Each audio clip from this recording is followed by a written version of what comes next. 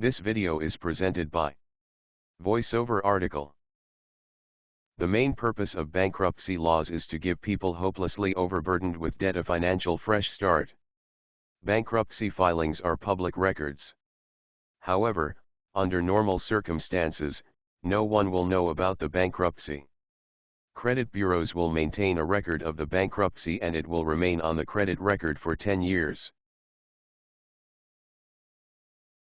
The most common reasons for bankruptcy filings are unemployment, large medical expenses, seriously overextended credit, marital problems, and other large unexpected expenses.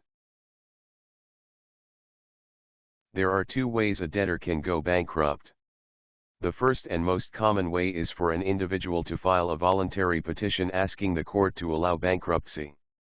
The second, and rarely used way, is for creditors to ask the court to make an order that a person is bankrupt. In this way, a creditor can gain payment, at least in part, for debts a debtor is refusing to pay. In both these cases, a bankruptcy trustee is required to administer the bankruptcy.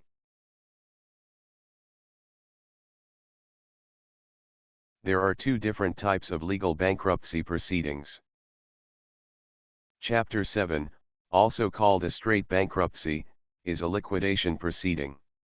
The debtor gives all non-exempt property to a bankruptcy trustee who then converts it to cash for distribution to creditors. The debtor is freed from all dischargeable debts, usually within 4 months. Chapter 7 is filed in cases where the debtor has few assets to lose, so this option gives a relatively quick release from debts. A debtor can file Chapter 7 again if more than 8 years have passed since discharge of a previous Chapter 7 bankruptcy.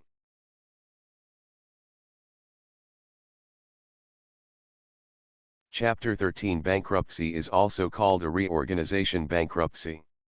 It is filed by individuals who wish to pay off their debts in 3 to 5 years. This type of proceeding is suited for individuals with non-exempt property they wish to keep. It is only an option for individuals who have predictable income and whose income is sufficient to pay their reasonable expenses with some amount left over to pay off their debts. Under the new bankruptcy law which took effect on October 17, 2005, individuals who can afford to make some repayment of their debts must file Chapter 13. Only debtors who meet strict financial requirements are allowed to erase their debts completely through Chapter 7. Debtors must take an approved financial counseling course within 6 months of filing. Then, their income is assessed according to the formula, monthly income expenses, x 60. If the result is $6,000 or less, and unsecured debts are less than 25%, Chapter 7 is allowed. If income is greater than $10,000 or unsecured debts are greater than 25%, the debtor must file Chapter 13. Once bankruptcy is filed, creditors are forbidden from harassing the debtor. By law, creditors cannot initiate or continue any lawsuits, wage garnishes, or even make telephone calls demanding payments. Secured creditors such as banks holding, for example, a lien on a car, will get the stay lifted if the debtor cannot make payments.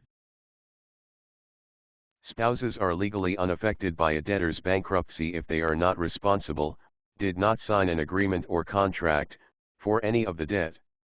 If they have a supplemental credit card, they are probably responsible for that debt. However, in community property states, either spouse can contract for a debt without the other spouse's signature on anything, and the spouse will still be obligated to pay. There are some exceptions to this rule, such as the purchase or sale of real estate. Those few exceptions do require the signature of both spouses on the contract for both to be liable. But mundane purchases, such as credit cards, do not require both spouses to have signed. Community property states are Arizona, California, Idaho, Louisiana, Nevada, New Mexico, Texas, Washington and Wisconsin. Declaring bankruptcy does not mean that an individual's subsequent access to credit is cut off. Whether a debtor is allowed to keep credit cards after filing bankruptcy is up to the credit card company. If the bankruptcy involves discharging a credit card, the card company will cancel the card unless the debtor reaffirms the debt. Even if the card has a zero balance, the credit card company might still cancel the card. A number of banks now offer secured credit cards, for which the debtor puts up a certain amount of money, as little as $200, in an account at the bank to guarantee payment. Initially, the credit limit is equal to the security given and is increased as the debtor demonstrates ability to pay the debt. 2 years after a bankruptcy discharge, debtors are eligible for mortgage loans on PAR with applicants of the same financial profile who have not filed bankruptcy. Income stability and the size of the down payment are seen as more relevant than a past bankruptcy filing. Though bankruptcy stays on a credit report for 10 years, it becomes less significant as time passes.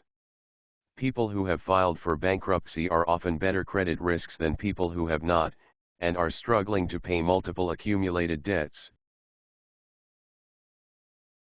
Debtors filing for bankruptcy are allowed to keep certain assets. The exemption for a homestead is limited to $125,000 if the property was acquired within the previous 12-15 days, 3.3 years. The cap is not applicable to any interest transferred from a debtor's previous principal residence which was acquired prior to the beginning of the 12-15 day period. The value of the state homestead exemption is reduced by any addition to the value brought about on account of a sale of non-exempt property made by the debtor with the intent to evade or defraud creditors during the 10 years before the bankruptcy filing. An absolute $125,000 homestead cap applies if either the court determines that the debtor has been convicted of a felony demonstrating that the filing of the case was an abuse of the provisions of the Bankruptcy Code, or the debtor owes money due to criminal acts. This limitation is not applied if the homestead property is reasonably necessary for the support of the debtor and any dependent of the debtor. Some laws relating to bankruptcy vary from state to state. Legal residency is determined by which state the debtor lived in the 730 days, 2 years, before filing, or if the debtor did not live in a single state in the previous 2 years, the state of residence where the debtor spent the majority of the 180 period preceding the 2 years. If this leaves the debtor ineligible for any exemptions, then the debtor is allowed use federal exemption laws. In some cases of Chapter 7 bankruptcy, tax debts are also wiped out, but only if stringent conditions are met. The IRS does not have a tax lien against the debtor's property, no fraudulent tax returns have been filed, tax liability is due for a tax return filed at least 2 years before the bankruptcy filing, the tax return was due at least 3 years ago, and the taxes were assessed at least 8 months before filing for bankruptcy. Student loans from government and private organizations are usually not wiped out, unless repayment would cause undue hardship to the debtor. All non-exempt property, such as real estate, cars and motorcycles, will then be liquidated by the trustee. There is no legal requirement to use a lawyer to file for bankruptcy, and debtors can do so themselves for about $300, however, it is strongly advised to use the services of a specialized bankruptcy lawyer as bankruptcy law is complex. A bankruptcy lawyer is well worth the cost, which is usually only $1,600 to $2,000. Debtors will recoup the legal fees many times over through peace of mind and avoidance of stress, in addition to actual money saved by following the bankruptcy attorney's advice. This video is presented by VoiceOver article.